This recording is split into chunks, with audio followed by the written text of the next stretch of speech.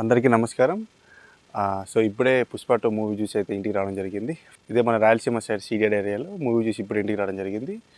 So coming to movie 'Pushpa 2' ఈ cinema గురించి మనం ఎంత ఎక్కువ చెప్పుకున్నా తక్కువండి. ఎందుకంటే బొమ్మ బ్లాక్ బస్టర్.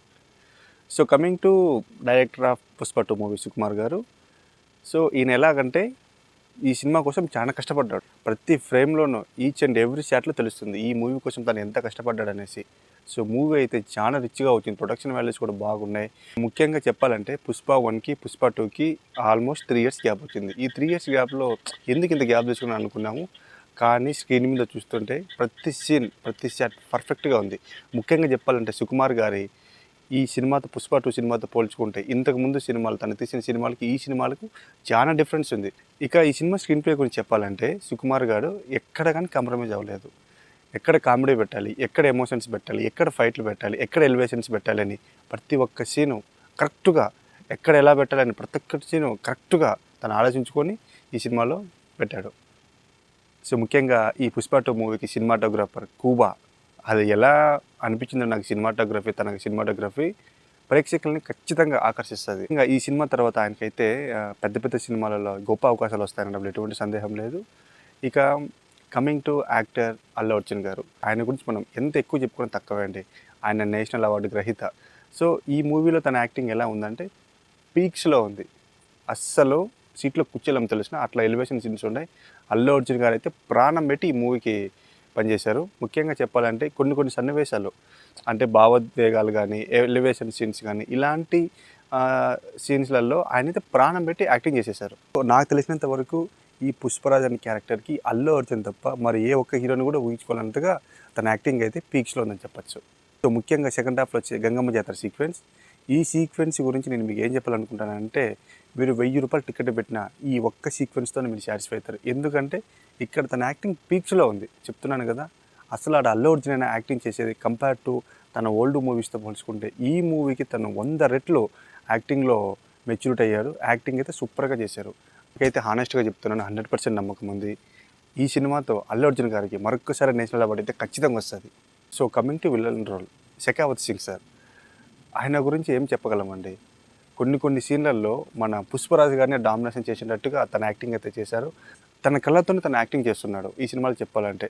ముఖ్యంగా కొన్ని సిచ్యువేషన్స్లో పుష్పరాజుని మించి యాక్టింగ్ చేశారనడంలో ఎటువంటి తప్పు లేదు. సో ఆయన పర్ఫార్మెన్స్ అయితే పీక్స్ ఉంది. ఈ క్యారెక్టర్ కూడా ఎవరు సెట్ అవ్వరు, ఆయన ఒక్కడే సెట్ అవుతారు. Okay, coming to heroine Rashmika Mandanna గారు. ఈ సినిమాలో రష్మిక మందన్న గారి యాక్టింగ్ అయితే చాలా బాగుంది. సో కంపేర్ టు పాత సినిమాలతో పోల్చుకుంటే ఈ సినిమాలో తన యాక్టింగ్ అయితే పీక్స్లో ఉంది. ఈ సినిమాలో తనకైతే ఫుల్ లెంత్ క్యారెక్టర్ దొరికింది. ఫుల్ లెంత్ క్యారెక్టర్ దొరకడమే కాకుండా తనకు ఒక మంచి రోల్ ఈ సినిమాలో దొరికింది. Coming to music director Devi Sri Prasad గారు, every song masterpiece. Songs అయితే చాలా బాగున్నాయి. ముఖ్యంగా మన పుష్పరాజ్ ఇంట్రడక్షన్ సీన్ అయితే, ఇంటర్వెల్ సీన్ అయితే, ఆ గంగమ్మ జాతర సీక్వెన్స్లో ఉన్న బీజిఎం అయితే మొత్తం ఈ మూడింటికి ఆయన బీజిఎం చేశారు.